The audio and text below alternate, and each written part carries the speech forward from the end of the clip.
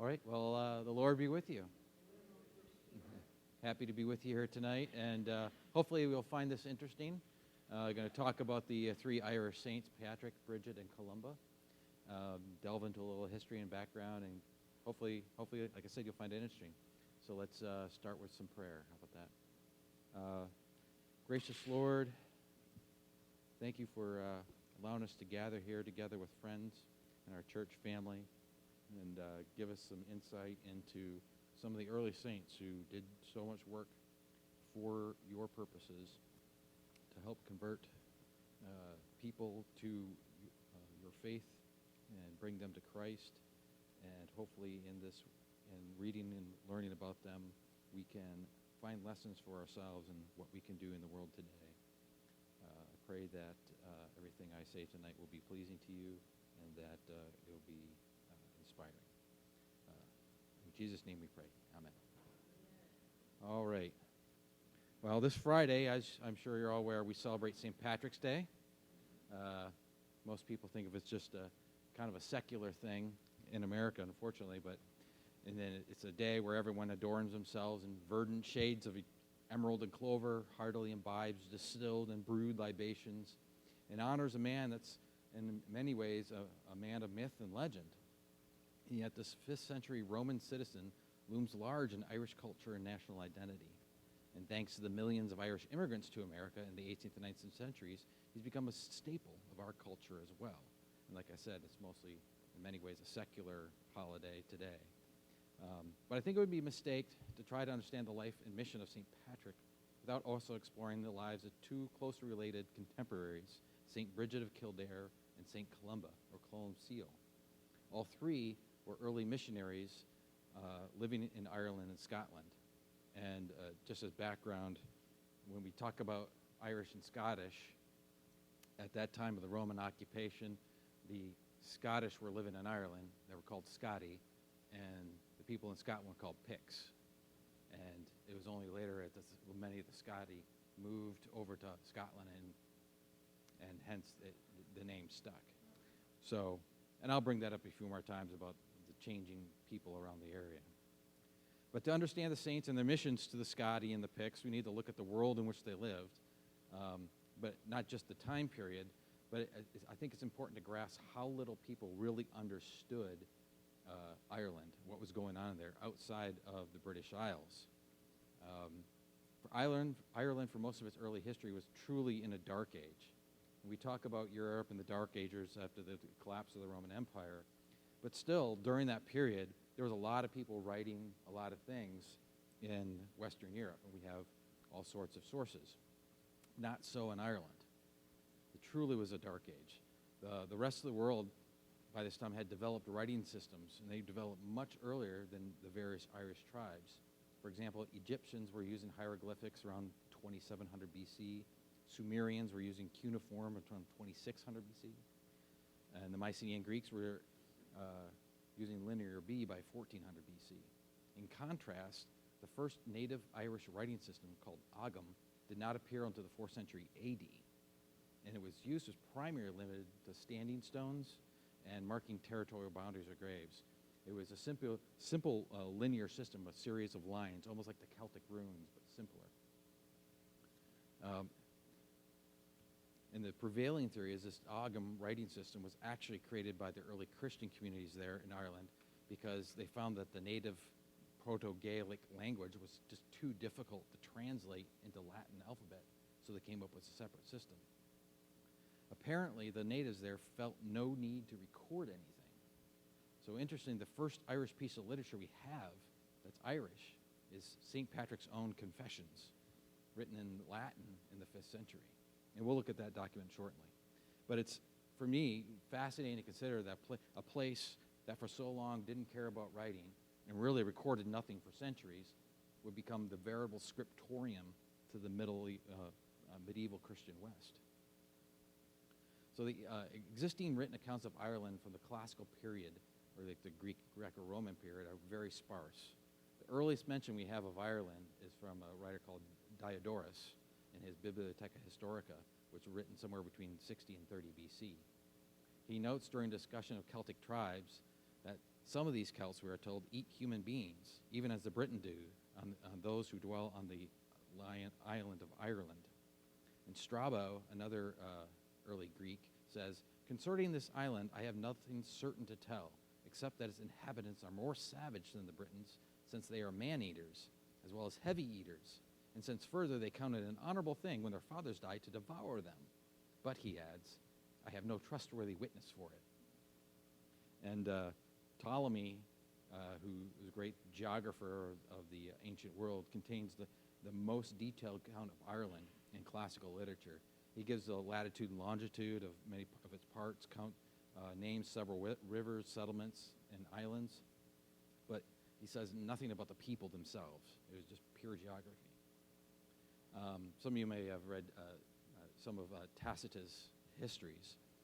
His father-in-law, Agricola, was actually a commander of Britain at 77 to 84 AD, and he wrote the life of Agricola. And it gives a lot on the British Isles, but it gives a few little hints about what was going on in Ireland at the time. He said his father-in-law told him that in soil, climate, and disposition, temper, habits of his population, Ireland differs little but from Britain. And he also opined that a single legion with a few auxiliaries could conquer and occupy Ireland, and that it would have an advantageous effect for the people living in Britain. And he probably believed that that would be advantageous to occupy it due to the near constant raids of the Irish tribes across the sea, the Irish Sea, into Roman Britain. And it was likely one of these raids that captured the young Patrick and sold him into slavery on that island. Several Roman sources from the time mention raids on Britain not only by the two groups associated with Ireland, the Scotti and the Atticati, but also by Saxons of northwest Germany and by the Picts down from Scotland. So Patrick was born during this decline of the Roman Empire, soon after Rome had withdrawn troops to defend the collapsing German frontier. When exactly did they leave? Not entirely sure. We know it started somewhere around 407 when Roman troops were called to Gaul by Constantine III to fight the Vandals that were coming across the German frontier. And somewhere between 409 and 411 AD, last of the Roman military forces left. But there's still a lot of Roman citizens living in England. But they were left to themselves to provide their own security as best they could. So as Roman Britain collapsed politically, there was increasing raids and even settlement by the Irish Scotti into England.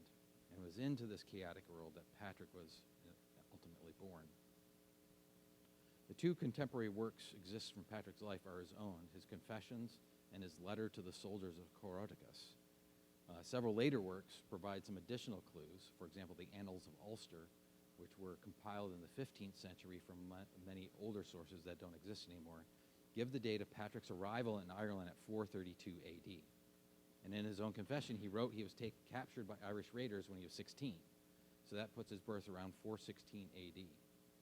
Patrick says this in the Confessions about his early life and capture. My name is Patrick. I am a sinner, a simple country person, and the least of all believers. I am looked down by many. My father was Calpornius. He was a deacon. His father, Pautius, a priest who lived at Banavern Tabernae. His home was near there, and that is where I was taken prisoner. I was about 16 at the time. At that time, I did not know the true God. I was taken into captivity in Ireland along with thousands of others. We deserve this because we had gone away from God and did not keep his commandments. We would not listen to our priests who advised us about how we could be saved. The Lord brought his strong anger upon us and scattered us among the many nations, even to the ends of the earth. I was among foreigners, it was among foreigners that I was seeing how little I was. So Patrick was no pagan at birth. He grew up in a Christian household, or nominally Christian at least. According to Tertullian, another Roman historian, Christianity came to Roman Britain sometime in the early 200s. So they had to establish dioceses by this time. And after Constantine's Edict of Milan in 313, Christianity grew steadily throughout the empire and in Britain.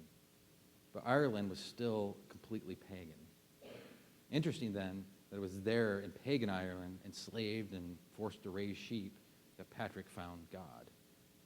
Patrick said of that time that it was there that the Lord opened my awareness to my lack of faith. Even though it came late, I recognized my failings. So I turned with all my heart to my God, and he looked down upon my lowliness and had mercy on my youthful ignorance.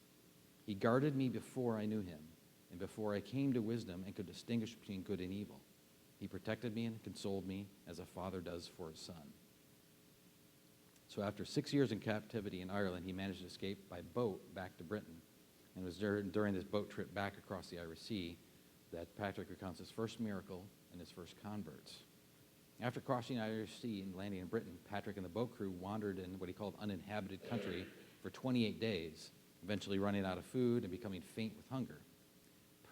Patrick prayed to God for sustenance, and suddenly there appeared a herd of wild boar, which the men quickly dispatched and made their fill of. And obviously that miraculous event convinced the boat crew to convert and follow him.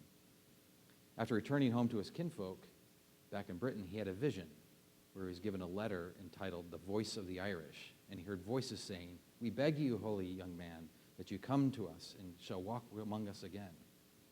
And here in the Confessions, Patrick paraphrases Hosea, who said, "Those who are not my people, I will call my people, and those not beloved, I will call my beloved." So Patrick undertakes a serious study. He travels to Gaul to an abbey. Annals record that he was approved in the Catholic faith in 441 AD, which would have made him about 25 when he started his mission. So he goes back to Ireland, begins his work, and the annals record that in 433, said, Bishop Patrick flourished in the further of the faith and the doctrine of Christ in our province. So what did this flourishing entail in Ireland? Patrick records that he baptized thousands, ordained priests, established Christian communities, including monasteries and convents, and converting the sons and daughters of the tribal rulers. And it was interesting that among all three of these saints, each of them focus on the converting the rulers and the sons and daughters of rulers. I think that's pretty politically astute, I would say, because if you can convert the boss, everyone kind of falls in behind. There's, for example, in the book of Acts, they talk about Paul coming into a household and they converted the household. Obviously, the master of the house converted, and it's like, and the rest of you shall convert as well. So, and Patrick was fairly politically active from the annals and what they tell, as was Brigid and Columba, as we'll get to. Later writers in the 6th and 7th centuries add that Patrick actively battled against the Druids, destroying their idols, cursing kings who did not convert. And some of these sources portray Patrick more of a warrior for Christ than the simple country person that he described himself. And I suspect the truth, as always, lies somewhere in between. A zealous exhortation of the gospel can seem hostile and threatening to those uncomfortable with change. Additionally, if Diodorus and Strabo were correct that the inhabitants of Ireland were particularly savage, then Patrick's action may have been perceived as outright acts of war against the local chieftains, even when he's proclaiming the peace of God. It's also from these later writers that we get some of the great legends of Patrick's ministry. All heard about the use of the shamrock to illustrate the doctrine of the Holy Trinity, and the banishing the snakes from Ireland, which, by the way, is also attributed to St. Columba as doing the same thing. One legend I like is his 40-day fast on a mountain. It said he refused to come down from the mountain and end his fast until God gave him the dispensation to judge all the Irish at the last judgment and to spare the island from the final desolation talked about in Revelations. So for the Irish among us, I guess we'll be meeting Patrick, not Peter, at the pearly gates. So whether myth or truth, legend or fact, and whatever really happened in those years that he was there, it's undeniable that at least the persona of Patrick transformed Ireland from pagan to Christian, spreading the gospel across an inhospitable land and winning over a people for Christ. And there are valuable lessons, I think, that we can take from Patrick's ministry. And a couple I'll just highlight. For example, one lesson I think is gratitude. Patrick's entire ministry was based upon his gratitude to God for saving him. In his confession, he wrote that God reached down and pulled me out, raised me up, and placed me on top of a wall. Because of this, I must proclaim my good news. I must pay back God in some way for all that he has done for me here on earth and what he will do for me in eternity.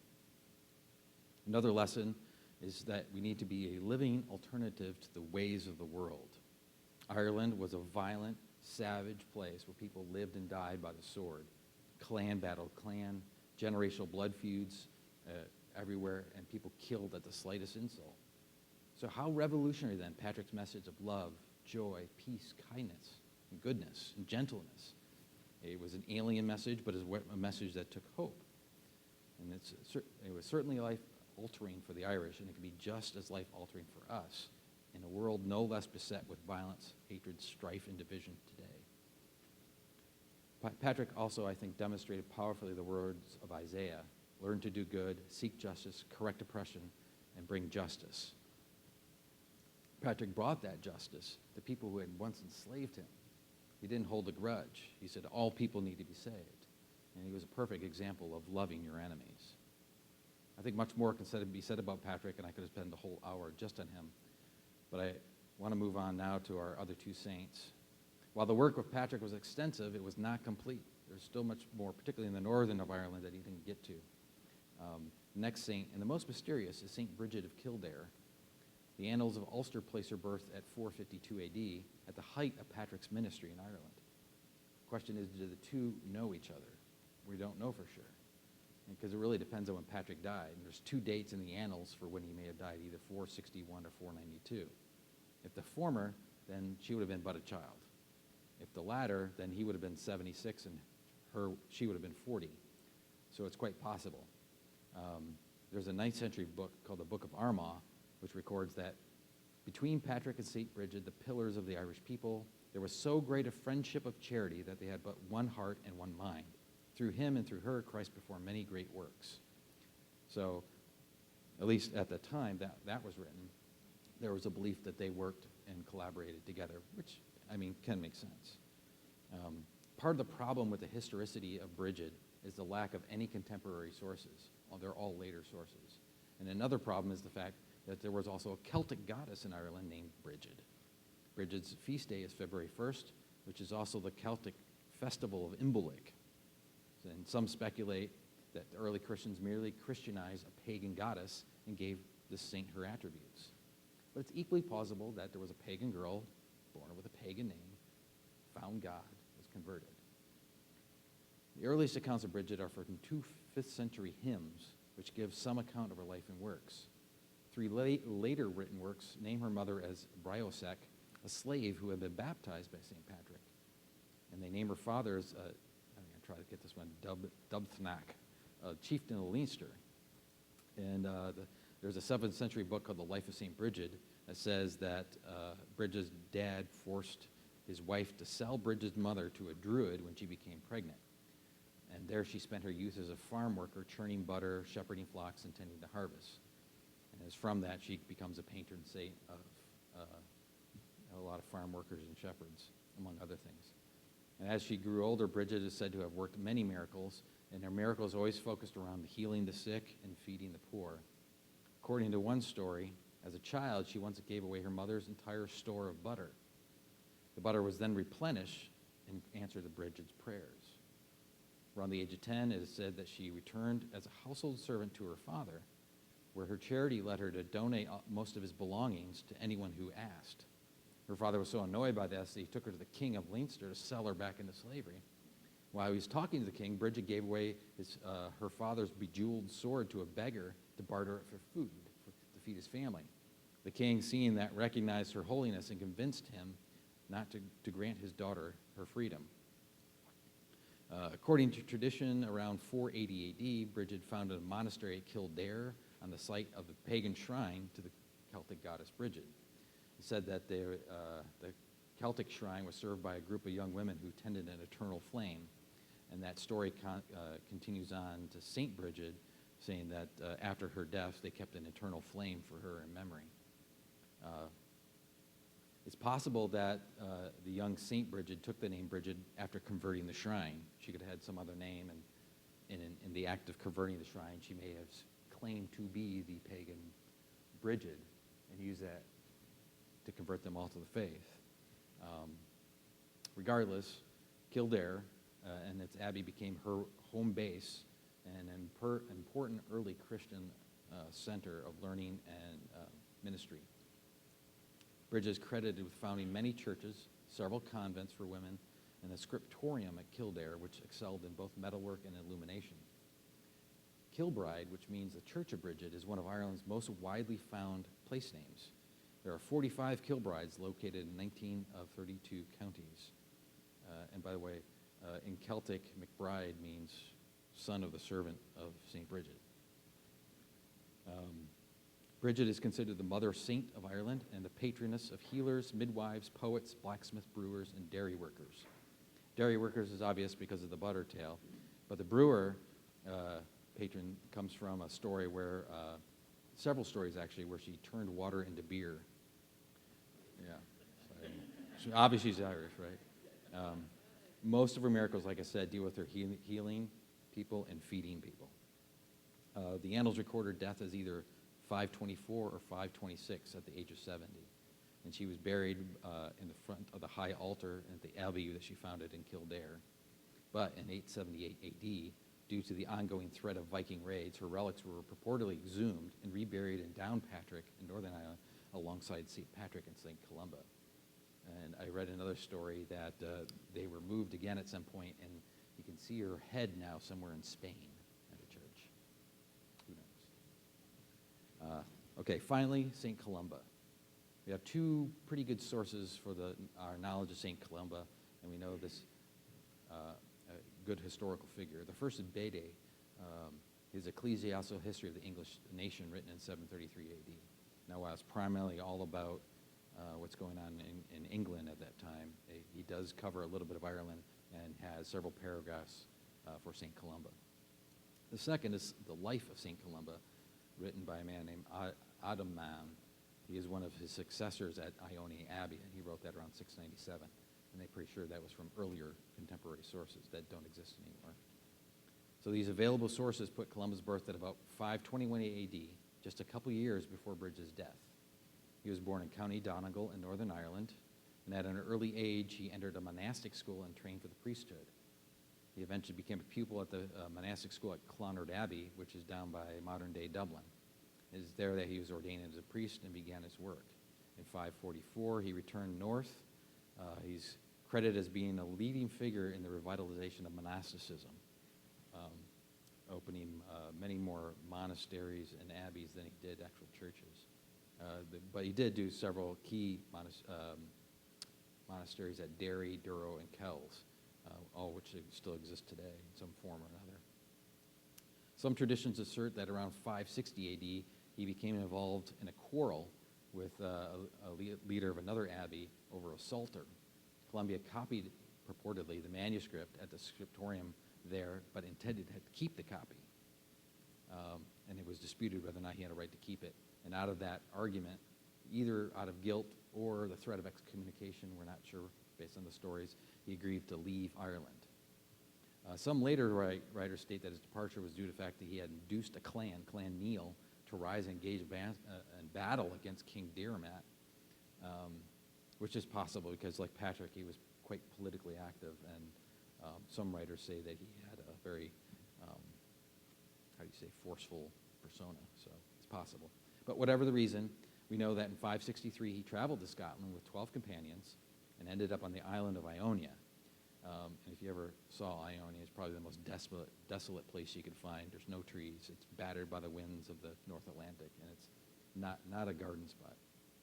But it said he landed there on the eve of Pentecost, 12th of May, 563. And later writers say he was either granted to him by the king of Dalradia, who was actually one of his kinsmen, or it was a gift from the Picts. Neither one could be true, but I would think probably the king of Dalradia, because the kingdom at that time was more in control of the area than the Picts were. But they quickly built some humble dwellings, church, refectory cells, initially just wood and wattle, but eventually stone. Columbia in Ionia marks the foundation of one of the oldest Christian religious centers in Western Europe. And the abbey soon became a focal point for the spread of Christianity throughout Ireland, Scotland, and indeed the rest of Western Europe.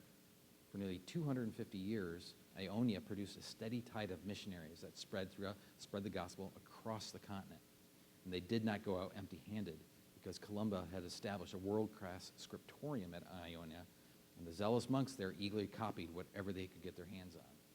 And the monks were never short of text to copy either. As these missionaries went out and spread the news of the gospel and what Columba was doing at Ionia, many priests and other faithful men made the journey all the way to Ionia to meet with him and to speak and learn from him. And when they did there, they happened to bring books with them as well. And while they were primarily texts related to the Gospels and various Christian commentaries, they also included several key Roman works like Cicero, Virgil, and Horace. Because Ireland was so remote, it avoided the chaos of various Western incursions, the Huns and the other Germanic tribes that harassed mainland Europe during this period. The collection of dissemination of knowledge on the mainland took a backseat just for basic survival purposes. Illiterate and hungry Goths and Huns had no need of Virgil or Cicero, and Cicero's rhetoric could not turn away Odoacer. I don't know where I wrote this from. Cicero's rhetoric could not turn away Odoacer from the gates of Ravenna. Anyway, sorry. A unique set of circumstances allowed Ireland and Scotland at this time to become basically a library to Western Europe. If it wasn't for the monks at Ionia, we don't know how many works would have been lost. True, some were recovered after the fall of Constantinople 800 years later, but for this key period of time where Western Christianity was developing and developing its, what's the word I'm looking for, developing its doctrine, all they really had was coming up out of Ionia and some other basic texts like the Vulgate. Thank the Irish for saving all this knowledge. The work of these monks was only interrupted by the arrival of the Vikings to Ionia in 795, and after a particularly vicious raid in 806, the bulk of the monks abandoned Ionia for the new Abbey of Kells in Ireland. The Book of Kells, if you've ever been to Trinity College in Dublin to see it, it's probably one of the pinnacle of medieval illumination you'll ever find. It is believed to have been produced at Ionia and then moved to Kells when they all abandoned the site. Columba is not just known for writing books, though, even though he is said to have transcribed over 300 just himself. The initial years at Ionia were spent converting the Scots of the kingdom of Dalriada, and after that he went and did what some people think is the greatest work of his life, was the conversion of the Picts of Scotland. And there's many stories of his miracles and the work he did there. The one I like is his encounter with the Loch Ness Monster. It is said that in 565 he banished a ferocious water beast to the depths of the river Ness after it had killed a Pict and tried to attack his own disciple. Makes him pretty old, but he's a dinosaur, so they're old to begin with, right? According to traditional sources, Columba died on Ionia on Sunday, 9 June 597, and was buried by the monks in the abbey he created. However, it's claimed that in 878, after another Viking raid, the main relics of Ionia, including Columba's reliquary, were moved to Kells in Ireland, with the Abbey of Kells becoming the new focus of the Columbian movement. It's claimed, but not proven, that he eventually moved to Down Cathedral to rest alongside both Patrick and Brigid. They claim their relic's still there, but they've never excavated to prove that one way or the other. His feast day is kept both in Scotland and Ireland, and that's the 9th of June. And although he may be best known for his time at Ionia and his work among the Picts, the abbeys he established at Derry, Durrow, and Kells remain lasting monuments to his work among the Irish. And for that, he's regarded as one of the 3 patron saints of Ireland. The chronicles of Columba say he was politically active in the affairs of northern Irish tribes, having rebuked chieftains and consecrated kings. It was perhaps the political intrigue that led to his exile there in Ionia. It provides us a lesson to us all about using our influences for God's purposes rather than our own. Getting involved in the political issues of the day to advance Christ's kingdom, or at least prevent its retreat, can be a righteous calling if done humbly and sacrificially. It's also interesting to consider the legacy of all these saints. Everywhere they went, they planted seeds. Seeds of the gospel that others watered, and yet others enjoyed the fruits of. Many of the churches, abbeys, and monasteries they established no longer exist, but their work endures. The great scriptorium of Ionia could withstand the gales of the North Atlantic and the harsh terrain, but could not withstand barbarian assaults. Civilizations rise and fall, barbarians maraud and plunder, but God's word remains. Buildings and institutions crumble, but God remains eternal. I probably finished that way too fast, but that's all I have for you. If you have any comments or observations.